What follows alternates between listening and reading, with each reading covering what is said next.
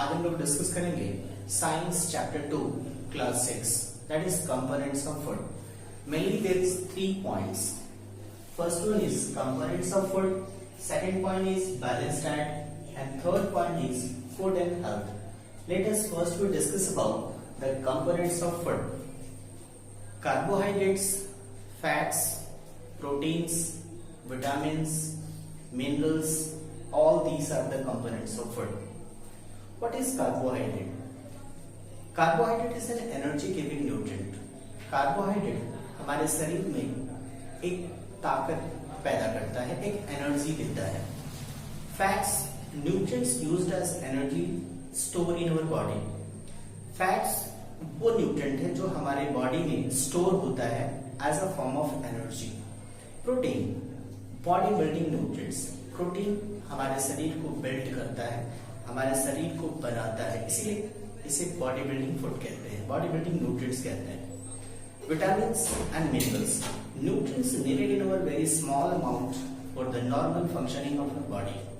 Nutrients हमारे शरीर में बहुत कम मात्रा में होता है, बहुत कम मात्रा में इसकी जरूरत पड़ती है, क्योंकि हमारे बॉडी को नॉर्मल फंक्शनिंग के लिए इसे कम मात्रा में ही इसके इस्तेमाल होता है. Fibre food which our body can not digest.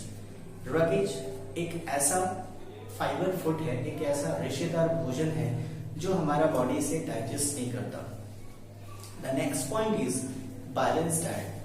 What is balance diet? इसको हम लोग हिंदी में संतुलित आहार भी कहते हैं, संतुलित आहार. Balanced diet, a diet which contain the right amount of all kinds of nutrients. एक ऐसा आहार, एक ऐसा डाइट जिसमें सही अमाउंट में सारे न्यूट्रिएंट्स मौजूद हों, एक उचित मात्रा में सारे न्यूट्रिएंट्स इसके अंदर मौजूद हों, उस भोजन के अंदर, उसे ही बैलेंस डाइट कहा गया है. जिस तरीके से हमें भोजन बहुत जरूरी है, इंपॉर्टेंट है, ठीक उसी तरीके से हमारा शरीर में पानी की उससे कहीं ज्यादा आवश्यकता है. आप जानते हैं कि हमारा शरीर 70 से 80% वाटर है, हमारी बॉडी में 70 से 80% वाटर की मात्रा है, बाकी रेस्ट सॉलिड है. Next we will discuss about food and health. जिस तरीके से हमारे शरीर को सही मात्रा में न्यूट्रिएंट्स की जरूरत होती है अलग अलग तरह का डेवलपमेंट्स के लिए, अलग अलग तरह की फंक्शनिंग के लिए, अगर हम इस सारे न्यूट्रिएंट्स को ज्यादा मात्रा में अगर लें तो भी हमारे बॉडी में डिसऑर्डर पैदा होता है, अगर हम कम मात्रा में लें तो भी हमारे शरीर में कई तरह की बीमारियां होती है. हमारे शरीर में न्यूट्रिएंट्स कम लेने से बच्चों में कुछ खास बीमारियां होती हैं, जैसे कि kwashiorkor. Children suffering from the disease which when the diet does not have sufficient protein and carbohydrate. जिन बच्चों में क्वाशीओरकर की बीमारी होती है वो बच्चे, उन बच्चों के शरीर में प्रोटीन और कार्बोहाइड्रेट्स की मात्रा कम पाई जाती है, जिसके चलते ये क्वाशीओरकर की बीमारी होती है. The legs become very lean and thin. पैर बहुत पतले हो जाते हैं. Their hairs become dull and reddish in colour. उनके बाल बहुत डल होते हैं, लाल रंग, भूरे रंग के हो जाते हैं. The stomach region bulges out. Stomach जो पेट है वो बाहर की तरफ निकल जाता है. The mental and physical growth is slow. उनका जो मानसिक विकास और जो शारीरिक विकास है वो स्लो हो जाता है. Next disease is marasmus. This disease also occur in children.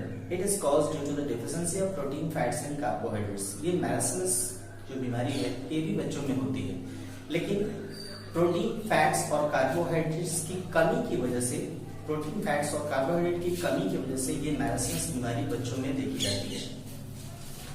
Next we will discuss about the obesity, जिसको हिंदी में थुलथुलापन कहा जाता है. आप देखे होंगे बहुत सारे बच्चे ऐसे होते हैं जो इतना ज्यादा मोटे हो जाते हैं कि वो बैठ नहीं पाते, उठ नहीं पाते, चलना तो बहुत दूर की बात है.